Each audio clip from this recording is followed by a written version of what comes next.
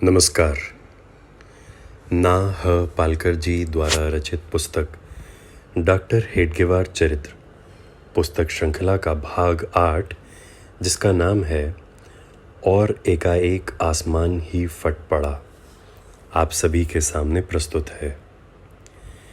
एक दिन पूजा समाप्त कर घर आते समय रास्ते में केशव ने विक्रम शशिकला नाटक के भित्तिपत्र स्थान स्थान पर लगे देखे।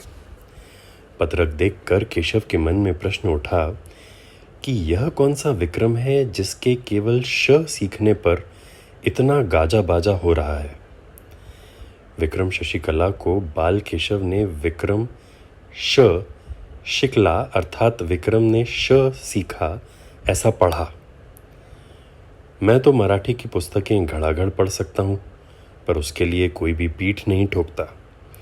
बालपन में सहज ही होने वाले यह अर्थ विपर्यास आगे चलकर अनेक बार डॉक्टर हेडगेवार के मजाक का विषय बन गया। उस समय की सर्व सामान्य रीति के अनुसार उनके घर में भी शौच अशौच अर्थात शौचाचार के बड़े कड़े नियम थे। उसका जानबूझकर उल्लंघन करने की यद्यपि केशव की प्रवृत्ति नहीं थी, फिर भी उनमें उसे विशेष आस्था भी नहीं रही। कभी कभी तो इस कर्मठता पर उसे हंसी भी आ जाती थी।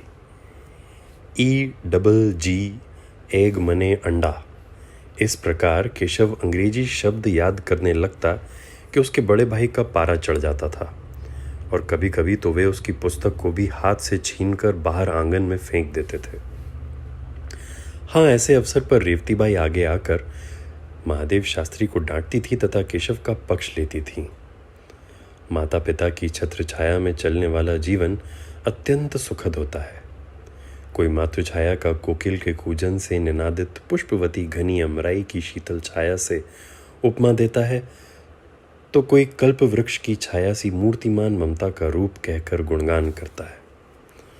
परंतु नियति की नीति निराली है। कभी कभी वह इस मधुर छाया के तले खेलने वाले अबोध शिशुओं से भी डाह करने लगती है, और दूसरी ही क्षण उस शीतल छाया का अपसरण कर नन्हे नन्हे बालकों को चिलचिलाती धूप में असहाय फड़फड़ाता देखकर अपना कलेजा ठंडा करने की कोशिश करती है। इस निर्दय नियति का शिकार बनने का प्रसंग शीघ्र ही केशव पर भी आ पड़ा। उस समय उसकी आयु केवल 13 वर्ष की थी और सीताराम जी 18 वर्ष के थे। इस घटना के निश्चित वर्ष का पता नहीं चलता, किंतु सन 1902 अथवा 1903 का ही काल होना चाहिए। उस वर्ष नागपुर में प्लेग का भीषण प्रकोप हुआ था। 19वीं शताब्दी के अंतिम 4 वर्ष तथा 20वीं शताब्दी का प्रथम दशक, इन 14 वर्षों की अवधि में लगभग 1 करोड़ लोग भारत में प्लेग के कारण काल कवलित हुए थे। उसी प्लेग युग की यह घटना है। उस समय का आंखों देखा हाल कुछ लोग बताते हैं कि 1 लाख आबादी के नागपुर नगर में एक दिन में 300 मनुष्य मृत्यु के मुख में समा जाते थे। एक परिचित को शमशान तक पहुंचाकर आए कि दूसरे की तैयारी हो जाती थी। ऐसे अवसर पर समाजनिष्ठ एवं कर्तव्य दक्ष व्यक्ति को कितना श्रम करना पड़ता होगा, इसकी कल्पना भी नहीं की जा सकती। एक आध दिन तो शमशान के 10-10, 15-15 फेरे करने पड़ते थे। इस प्रकार के कार्य में रत व्यक्ति का योग के संक्रमण से बचना भी सरल नहीं। नगर में रहना भी कठिन, और बाहर जाकर झोपड़ियों में रहा जाए तो घर में चोरी चकारी का भय। दुविधा की वह विचित्र अवस्था थी। उस समय आज के समान प्रभावी और औषधोपचार की व्यवस्था नहीं थी, पर की सरकार तो किंग कर्तव्य मूढ़ होकर लोगों की सहायता करने के स्थान पर उसके कष्टों को और भी बढ़ा रही थी।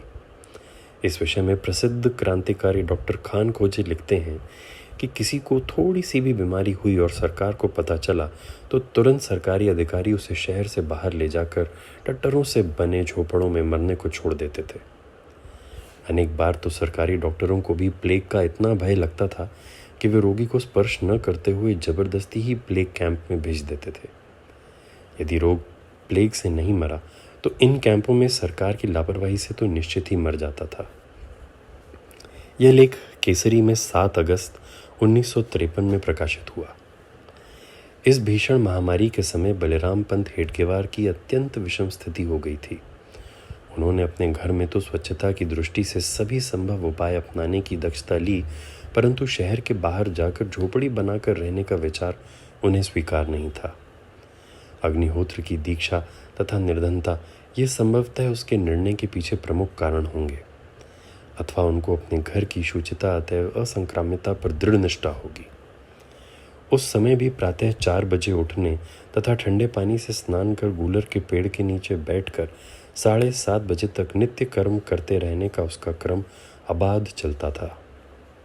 पर एक दिन उनके घर में भी चूहे मरने लगे, अतः उन्हें वहाँ से हटने का निर्णय करना पड़ा। सभी बाल बच्चों के साथ वे बटकस चौक के पास अपने जमाई श्री विंचुरे के यहाँ आ गए।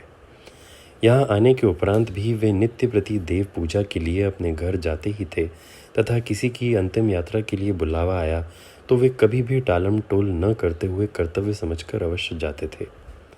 इतना ही नहीं तो एक दिन में अनेक चक्कर करने पड़े तथा हर बार ठंडे पानी से नहाना पड़ा, तो भी उन्होंने अपने सामाजिक कर्तव्य में तथा आचार निष्ठा में किसी भी प्रकार का व्याघात नहीं होने दिया। अंत में एक दिन बलराम जी भी प्लेग के शिकार हो गए। उनके साथ ही रेवती बाई भी बीमार हो गईं।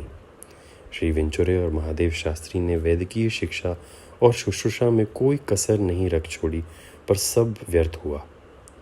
माघ बदी चतुर्थी को श्री विंचुरे के बाहर के कमरे में श्री बलराम पंत और अंदर की कोठरी में रेवती बाई ने थोड़ी थोड़ी देर के अंतर से प्राण त्याग दिए। दोनों एक ही साथ गए। एक दूसरे का वियोग सहन ना करना पड़े, यही ईश्वर की योजना दिखती है। लोग एक ही अर्थी पर दोनों को शमशान ले गए तथा एक ही चिता पर उसका दाह संस्कार हुआ। उस माता ने सहचारिणी शब्द को अक्षरशः सत्य करके दिखाया। माता पिता दोनों ही गए। उन्हें तो शांति मिली, परंतु अब बालकों का क्या होगा? उनके ऊपर तो ऐसा लगा कि एकाएक आसमान ही फट पड़ा हो। भाग 8 यहीं समाप्त होता है। भाग 9 के साथ कल यहीं भेंट होगी। धन्यवाद।